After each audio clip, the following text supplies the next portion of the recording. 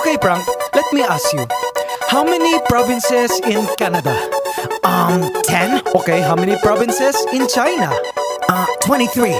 How many provinces in the Philippines? I don't know.